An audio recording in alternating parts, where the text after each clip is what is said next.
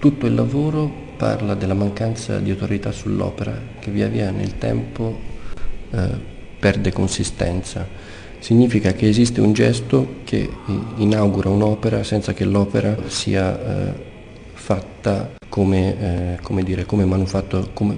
manufatta. Nel momento in cui ho deciso di abbandonare lo studio, tutti questi piccoli elementi che sono piccoli pezzi di carta con cui venivano fatte le sculture sul momento si erano depositati e si erano sparsi per tutto lo studio. Nel momento stesso in cui ho lasciato lo studio mi sono accorto che dovevo assolutamente fermare questo accadimento.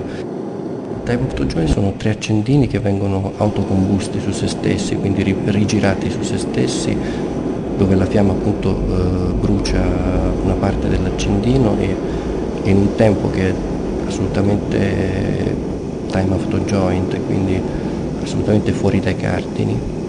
L'accendino continua la sua corsa verso l'estinzione. Nel momento in cui l'accendino si estingue, la natura riprende il sopravvento sull'immagine. La quarta opera si tratta di una scatola d'archivio che è semplicemente stata ribaltata così che può accogliere nella durata di un anno tutto quello che nello studio si è depositato. In these particular paintings, the earlier monologues were grey.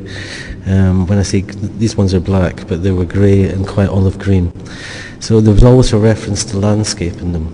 And when people viewed them, they could view, let's say, naturalistic forms, whether it be land or marble, but these ones being black are much more urban. But with these paintings, the painting started off completely black, and then I make a single hand-drawn line through the black, and then dissolve one side of the painting off. And there's a time element of 4 or 5 days while the black is drying, and I wait until it's almost dry, and then I put a colour across the black, so that some of the black seeps into the colour, and then I follow the same division again, and take the colour off. So it's back to front painting.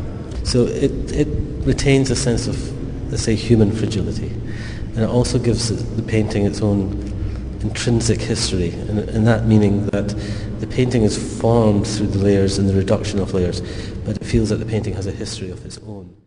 C'est une drôle de chose, la pesanteur et la grâce, parce qu'en fait c'est un vécu qui est commun. On ne peut pas séparer la pesanteur de la grâce, par exemple.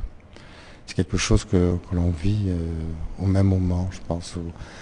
Une chose avant, une chose après, enfin une réalité avant, une réalité, la grâce avant, la pesanteur après, inversement. Enfin c'est une drôle de, c'est presque un binôme en fait, c'est officiel, quelque chose qui devient officiel, 2 sentiments qui deviennent absolument officiels. Éric de Chassé donc m'a invité à participer à ce projet d'exposition avec ce qu'il sous-entendait.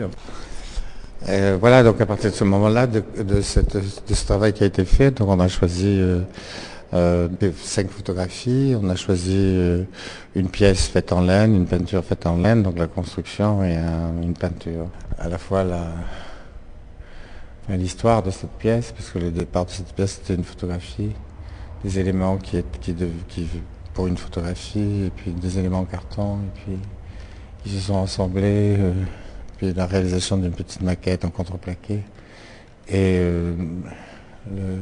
l'édification donc, de la construction, ses hauteurs, etc., etc. Et petit à petit, en effet, ça lui apparaît important que cette œuvre, par exemple, Constellation anonyme, soit présente dans cette exposition. Ces tableaux, selon un dispositif d'accrochage un petit peu particulier, sont amenés à construire un espace qui leur est propre, à la fois à l'intérieur du format du tableau et dans un dialogue entre chaque tableau.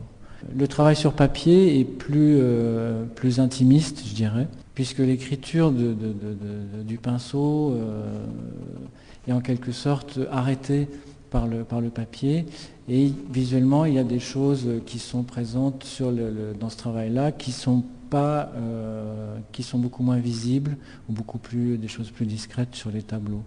D'une façon générale, ce travail, c'est un travail sur la couleur, et au-delà de ça, sur la couleur en tant que moyen de solliciter la perception du spectateur.